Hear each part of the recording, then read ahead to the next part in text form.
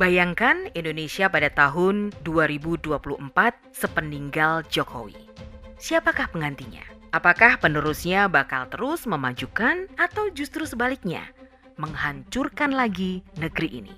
Rakyat teriakan Jokowi 3 periode, tapi mungkinkah?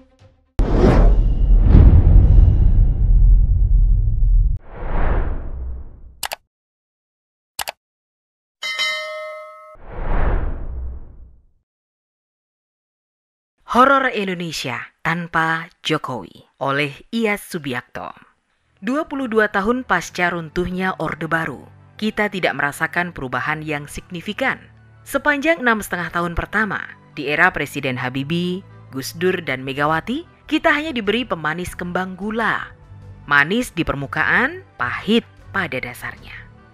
Masa transisi itu sulit dilalui, karena sejatinya hanya segelintir orang yang benar-benar mau berubah dari kemapanan hidup dengan cara siluman. Setiap bangun pagi, nafas kita hanya diisi oleh barang-barang bersubsidi. Itu yang disebut oleh arwah Soeharto dengan jargon enak zamanku toh. Beberapa kali kita katakan, munculnya SBY adalah sebuah kecelakaan fatal buat Indonesia. Bayangkan, selain porak-poranda masalah pembangunan dan keuangan, dia juga membiarkan berseminya bibit perpecahan antar anak bangsa dalam kerentanan yang nyata, khususnya dalam hal agama. Pembiarannya terhadap HTI, FPI yang ber-DNA teroris adalah bukti dia tak peduli Indonesia mau jadi apa. Yang penting dia happy sambil nyanyi. Atau itulah kapasitasnya, sehingga outputnya nyaris menghanguskan Indonesia. Sampai pada titik masuk ke zona membahayakan, SBY hanya prihatin. Untung saja Tuhan berkehendak lain. Jokowi dihadirkan, HTI dan FPI dibubarkan, Indonesia terselamatkan. Hadirnya Jokowi bak mimpi di ujung tidur yang panjang. Tapi begitu tersentak kita terbangun di depan kenyataan bahwa hasil kerjanya jelas ada di depan mata. Jokowi benar-benar bekerja dan Indonesia seperti mendapat nutrisi dan transfusi darah baru, darah kebenaran. Ibarat terserang kanker stadium 4, Indonesia nyaris sekarat. Jokowi bak dokter spesialis. Dia mengenal anatomi Indonesia. Dia sentuh dari Aceh sampai Papua yang masih menyimpan rasa sakit akibat ulah Orba. Dan SBY yang tak mengubah apa-apa untuk bangsa besar ini. Malah badannya dia sendiri yang tambah melebar, tapi kerjanya ambar. Jangan biarkan kopimu dingin. Bola liar sedang menggelinding. Demokrat adalah kuda jingkrak yang pelananya diperebutkan 2 joki. Kita lihat siapa yang akan bertahan duduk di atasnya, Muldoko atau AHY. Karena yang terjadi di sana akan mempengaruhi arah politik Indonesia. Saat ini ada 2 kutub tarik-menarik antara rakyat dan para pengkhianat. Rakyat mau Jokowi 3 kali. Pengkhianat maunya Jokowi berhenti. Lihat saja pancingannya di mana-mana. PKS, Amin Rais, dan ada juga umpan kepura-puraan seperti Nasdem. Kenapa mereka melempar isu itu? Ya karena mereka mengukur kekuatan dan jago yang akan dipasangkan. Secara politik, benar bahwa isu 3 periode dilempar oleh mereka sebagai umpan.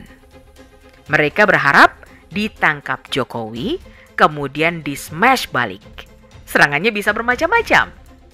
Bisa dibilang Jokowi tak patuh undang-undang, atau mungkin isu keserakahan kekuasaan yang akan dihembuskan. Bertemunya Nasdem dan Golkar adalah bak CLBK. Cinta lama belum kelar. Kita tahu SP siapa dan Golkar siapa, serta sosok yang mana yang masih bermain di sana. Tentunya yang jelas masih ada JK. Politikus tua dan kawakan yang kondisinya sedang dipergunjingkan dengan isu macam-macam ini tidak akan berhenti sebelum mati. Jokowi sudah beberapa kali menolak isu itu. Dia tidak mau. Manusia yang patuh akan kebenaran ini tidak mau melanggar akhlak politik. Apalagi memaksakan akhlaknya untuk sebuah kekuasaan. Pertanyaannya, kalau Jokowi tidak mau, walau jelas figurnya masih sangat diperlukan, dan itu bukan asal-asalan, karena rakyatlah yang memintanya. Jadi, Pak Jokowi tidak harus merasa dijerumuskan. Bagaimana kalau kelak hasil kerjanya dihancurkan para buaya yang kelaparan? Karena selama Jokowi memimpin, mereka susah menelan tangkapan yang selama ini mereka santap beramai-ramai. Mereka menyantap APBN, APBD, sumber daya alam, BBM, ikan laut, dan seterusnya. Apa tidak sia-sia jerih payah membangun jatuh bangun selama 10 tahun mau diserahkan ke penyamun yang sudah lama manyun? Bagaimana Jokowi punya perasaan dijerumuskan? Ada 86 juta suara yang memilihnya.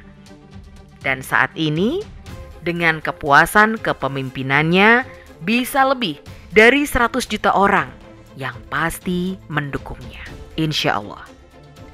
Tapi ini bukan lagi soal didukung dan tidak didukung.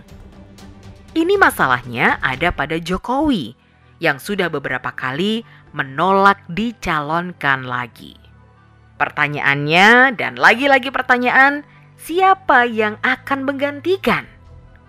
Kita tidak ada harapan kalau menunggu partai yang mengusung. Apalagi dari calon yang digadang-gadangkan. Apa yang bisa kita harapkan dari mereka? Belum lagi, sebagian dari mereka masih ber-DNA Orba dan harum cendana. Tapi apa mau dikata, kalau Jokowi tak bersedia?